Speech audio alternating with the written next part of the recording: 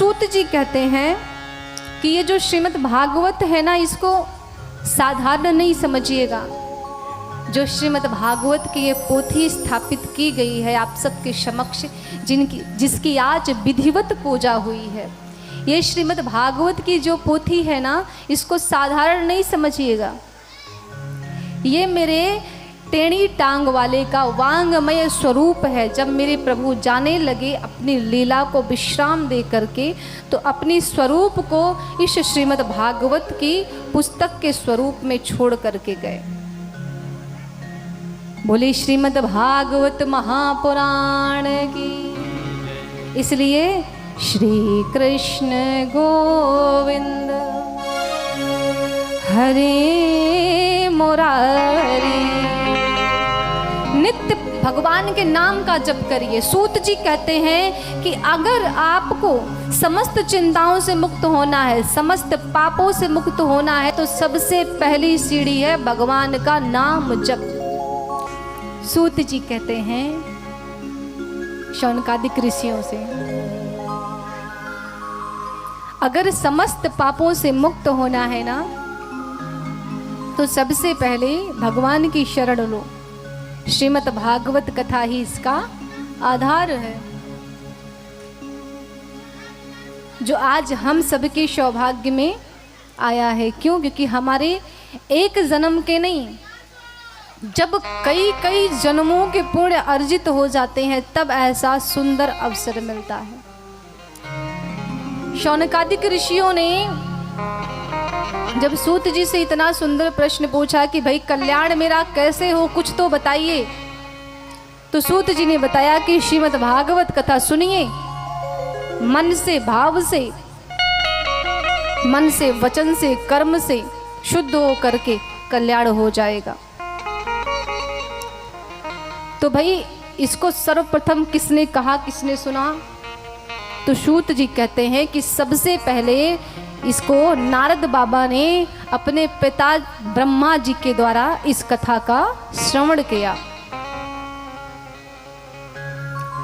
उन्होंने कथा का श्रवण किया, लेकिन ये जो कथा एक सप्ताह में होती है, इसका जो साप्ताहिक प्रचलन है, इसका जो साप्ताहिक ज्ञान है, जो सप्त दिवस की कथा हम आप आयोजित करते हैं, इसका ज्ञान नारद बाबा ने सनकादिक ऋषियों से प्राप्त किया।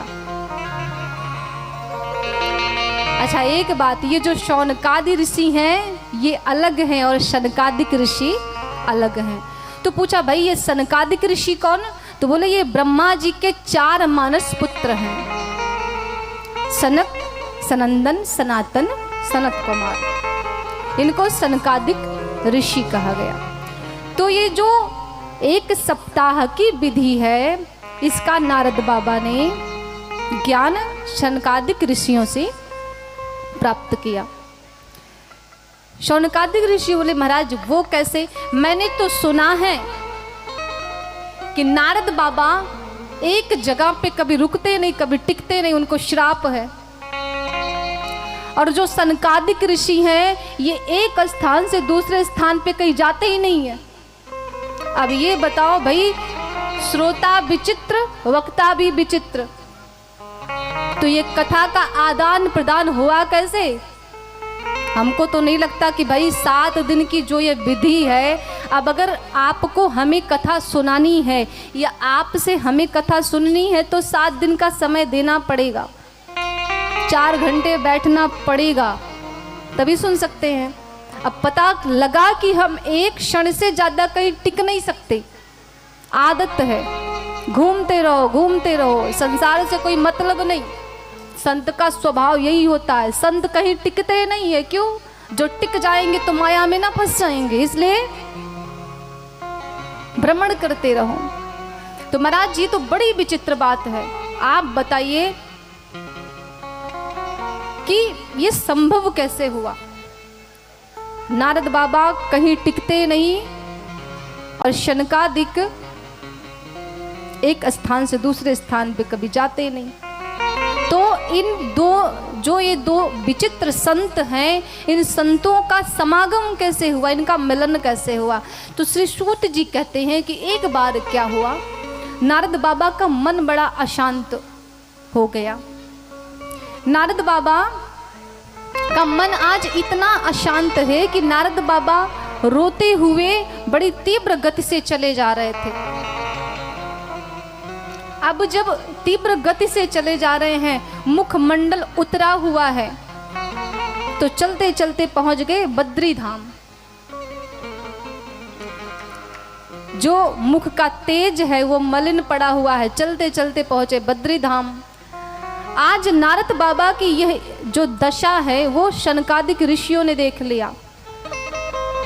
ब्रह्मा जी के चारों मानस पुत्रों ने दर्शन किया। अरे आज बाबा इतने परेशान कैसे? भाई परेशानी तो उसको होती है ना जिसके पास परेशानी का कोई कारण हो, और बाबा के पास तो कोई कारण ही नहीं है। क्यों?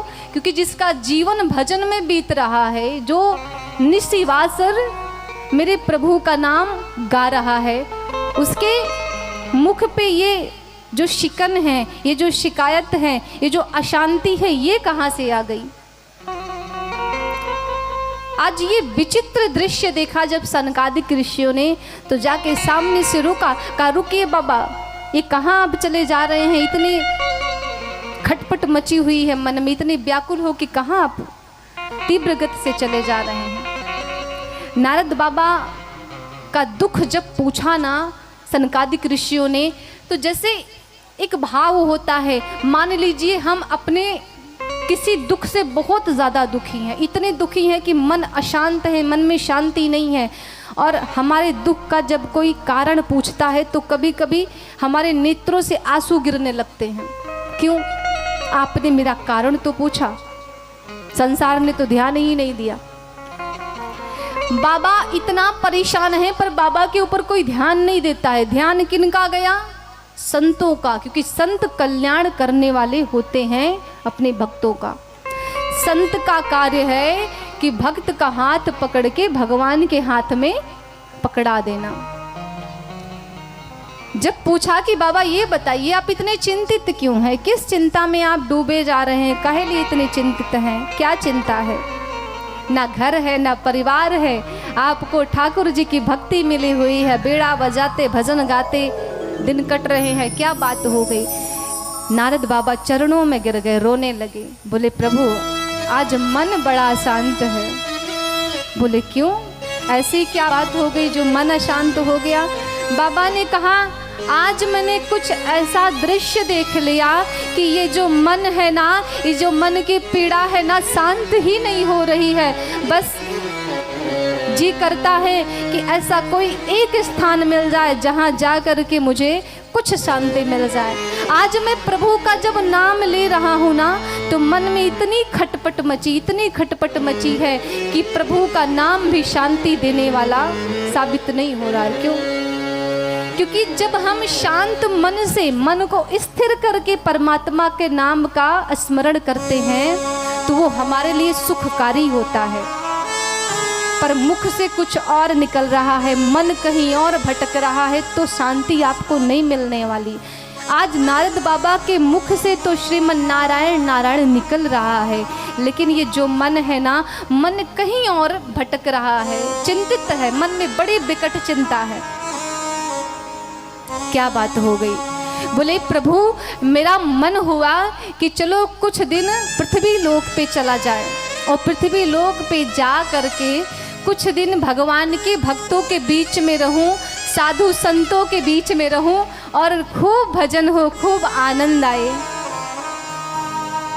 तो कहा तो आप गए पृथ्वी लोक? बोले प्रभु वहीं से लौट के आ रहा हूँ।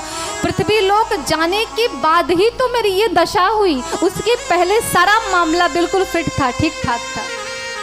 बोले ऐसा क्या हुआ पृथ्वी लोक में? बोले प्रभु मैं शांति की खोज में गया था, और शांति कहाँ मिलती है? जहाँ भगवान का वास होता है, जहाँ भगवान के भक्त रहते हैं, वहाँ शांति का वास होता है। तो कहा तो? बोले प्रभु मैंने पृथ्वी के एक एक कोने का भ्रमण किया, लेकिन एक क्षण के लिए भी कहीं शांति नहीं मिली। बोले कहाँ कहाँ गए आप ये बताइए। कि अहम तु पृथिवी या तो ज्ञात्वा सर्वोत्तमामिति। पूछा कहाँ कहाँ गए बाबा, तो बाबा बता रहे हैं कि मैं गया कहाँ कहाँ और कहाँ कहाँ जा करके मैंने शांति को ढूंढने का प्रयास किया पर मुझे मिली नहीं। कहाँ गए कि पुष्करम च प्रयागम च काशी गोदावरीम तथा। हे प्रभु,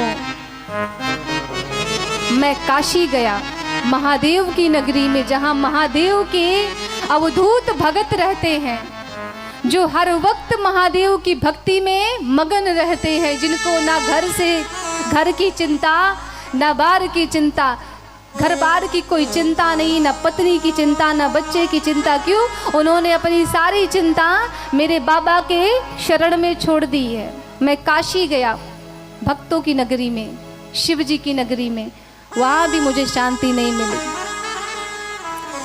मैं पृथ्वी पे उन प्रत्येक सुंदर स्थानों पे गया जहाँ पे प्रभु का वास है, जहाँ पे प्रभु के भगत वास करते हैं। मैं पुष्कर गया, मैं काशी गया, मैं हरिक्षेत्र गया, मैं कुरुक्षेत्र गया, लेकिन मुझे कहीं पे भी शांति का अनुभव नहीं हुआ। मैं भगवान की पावन नगरी सेत बंधु रामेश्वर गया, शायद वहाँ पे जाके मुझे थोड़ी सी शांति मिले, वहाँ भी नहीं मिली। तो प्रभु मैंने क्या किया, मैंने सब जगह जब भ्रमण किया, नई शांति मिली, तो मैं गृहस्थों के यहाँ गया।